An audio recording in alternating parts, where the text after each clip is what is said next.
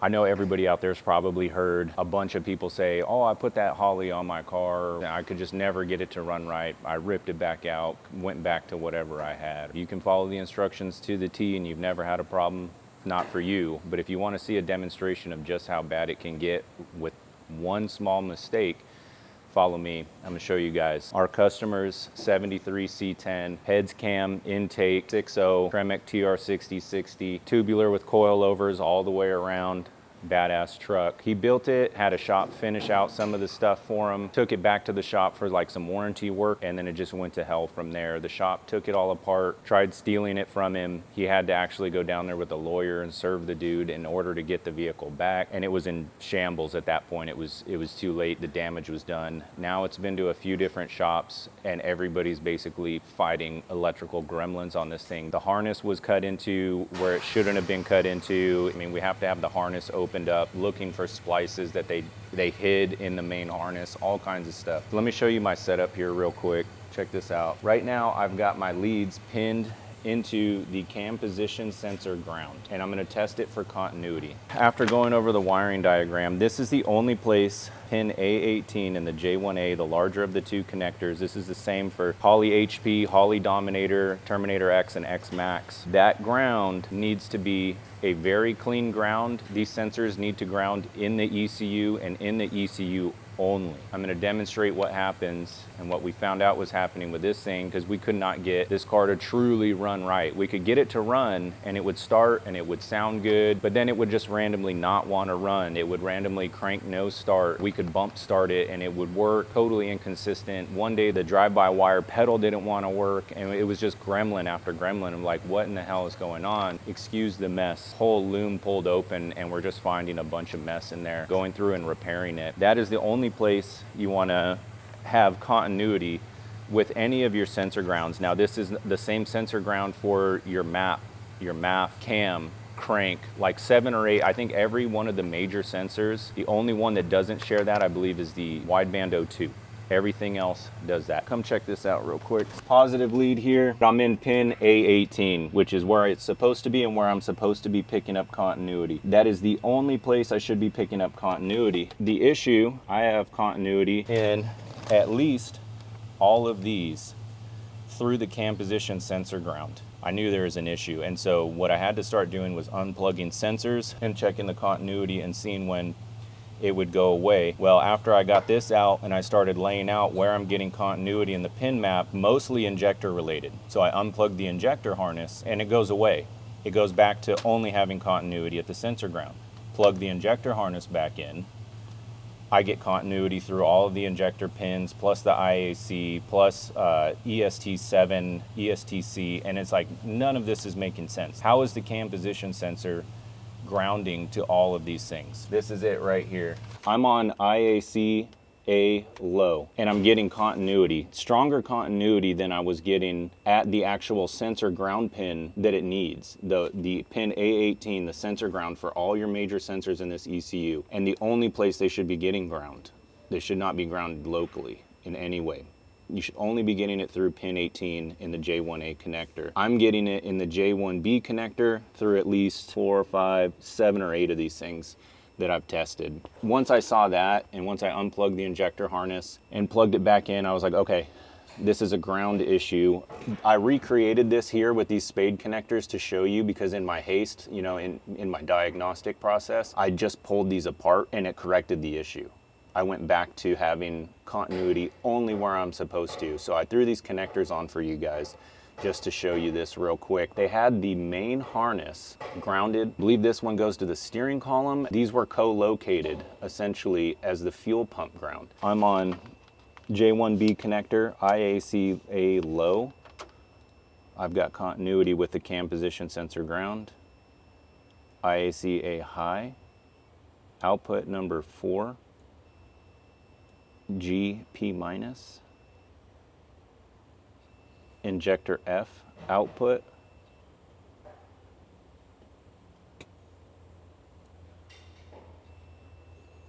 IAC low,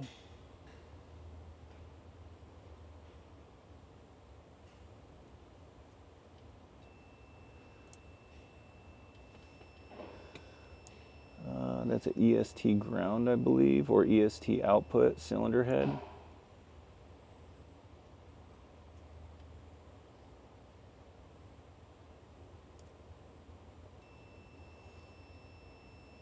Got another EST, another injector.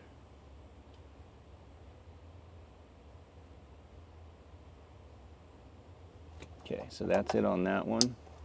I think that was 8 total that we have continuity with. And now this one right here, that should be the only one that it has continuity with. So let's see what happens. So boom, we have continuity back here where we want it to have it. Now we unplugged the bad ground and we no longer have continuity anywhere in here. Now let's see if we re-provide ground. This is currently running to the frame. It's not, you know, a perfect ground like it says, but notice I don't have continuity again. So this is still not the perfect ground. I haven't tested it. I just ran it kind of, you know, quick for this test. But there you go. That eliminated the continuity through all of the J1B connector. Plug it back in.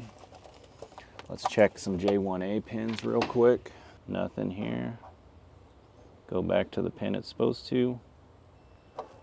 And boom, I have continuity. So that alone, removing this one thing, they co-located these 2 grounds. That eliminated the issue.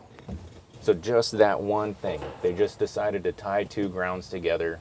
I don't know what the line of thought was, whether they thought it was the right thing to do or what, but that was it.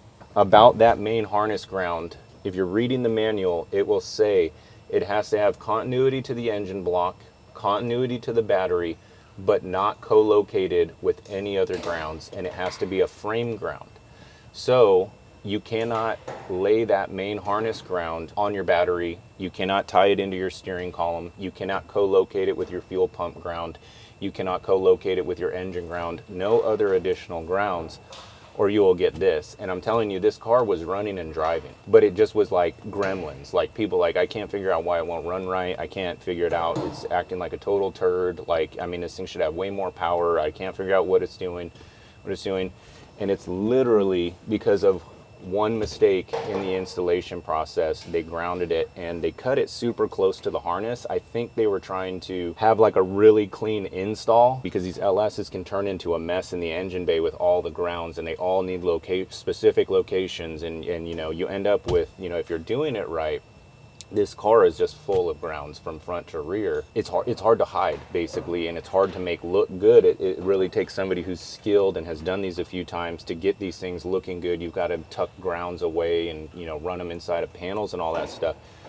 But what you can't do is just take something that's supposed to go to a frame ground and put it here either at your steering column or co-locate it with your fuel pump ground, thinking like, yeah, they both need clean grounds or whatever. But that was the issue.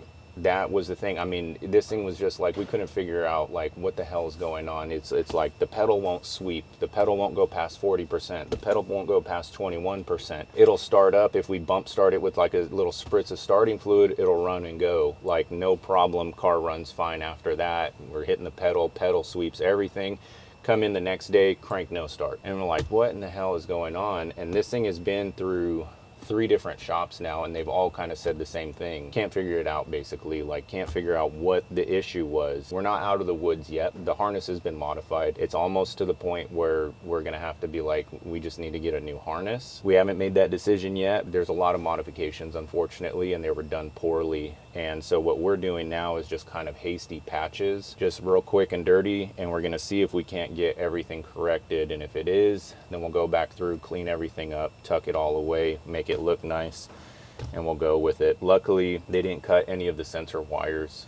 It was basically just the main harness wires for like grounds and power and all that stuff. Basically a reinstall, and with some solder and butt connectors, we think we can probably fix it and save this guy a few bucks. We have people come in here all the time because they kind of see that we're into fuel injection, and we're kind of like known locally as the guys to go to for fuel injected vehicles, boosted applications and things like that, 9 out of 10 times when we find the issue with these Holley systems, it's the grounds.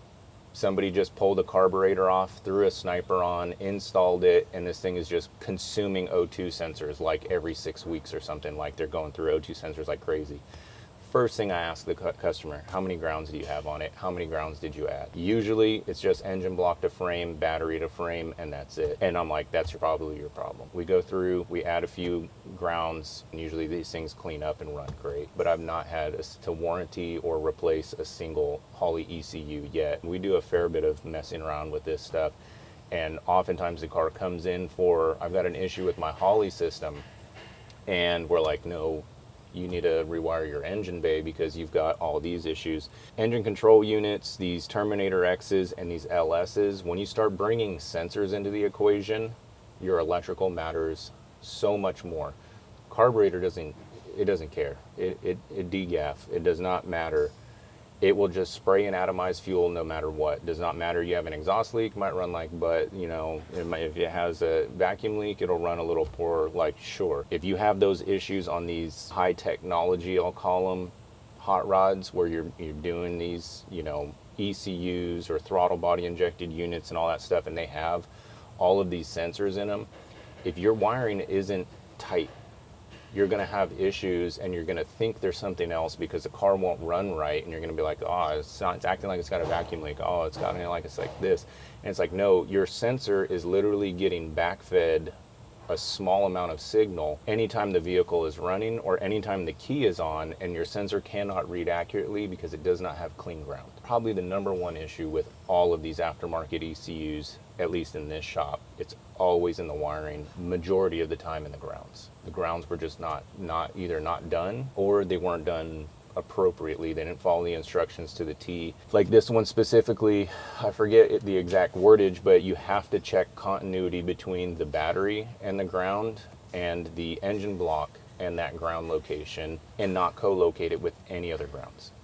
And once you have that, this issue will go completely away, at least this one. It may have other issues. We may not be out of the woods yet. This is a huge step forward, and unfortunately, time-consuming process to sit here and go through the entire loom and find that wires have been cut and have to pull this thing, all this stuff out, figure out, you know, because there is no diagram for this thing. It's literally just hand tracing these wires one at a time. Follow the instructions to the T, do the checks, and be generous with your grounds.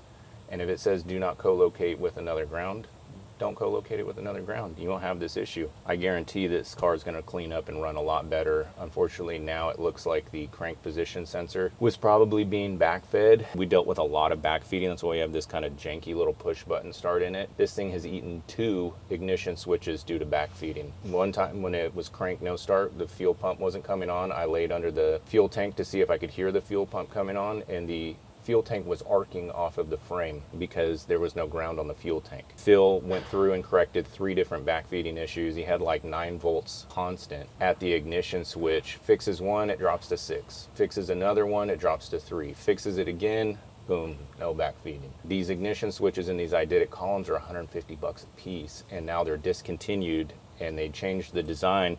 So if you want to go with it, it's $400 for the parts plus the labor to reinstall the top half of this column. Small wiring mistakes are costing thousands of dollars. It's not the fault of the customer. It's not the fault of the last shop or two that's had it. That initial shop that did the install just really didn't know what they were doing and created a complete mess that is now going to cost the customer, you know, several $1,000s at least to fix it up. I don't know what he has into it already trying to get it fixed, but he's going to spend, you know, a fair bit of money with us, you know, having to go back through this entire thing. We've got Phil, very wiring minded, and he'll knock this thing out and get it running right. I just wanted to show you guys it can really screw you up. You make 1 or 2 small mistakes in these aftermarket ECUs, these things will get torched. You know, you might even burn the ECU up. They have like 5 different layers of protection in them, so the ECU usually doesn't go, but it usually starts eating sensors. You're like, why am I going through cam sensor so often? Why am I going through wideband so often? Why is my crank sensor like never working right? Why can't I get my crank sensor to sync with, you know, the ECU? Like, why am I getting diag lights? It's always electrical. It's not the ECU 99% of the time. It's unfortunately, these are I'm not saying like not DIY. I've DIY'd these things plenty of times before I did this professionally, and I mean, I never had an issue. I've had one on my car since 2015 or 2016. I love that thing. It's been great. I beat the piss out of my truck with it, no problem at all. And then I have people around here that say, oh, I've got a pile of them in my shop because guys bring me their car and I just pull it off and put a carburetor back on it for them. I was like, well, that's a really expensive way to go from carbureted back to carbureted, you know, but the reality is it's probably a very simple wiring fix. Unraveling the bowl of spaghetti that is under this dash, and then move on to finishing out the fans and stuff. And once we do that, we got some door parts. We need to get the windows going up and down. Had to replace some hinges. This is not fully installed yet. It's just in here.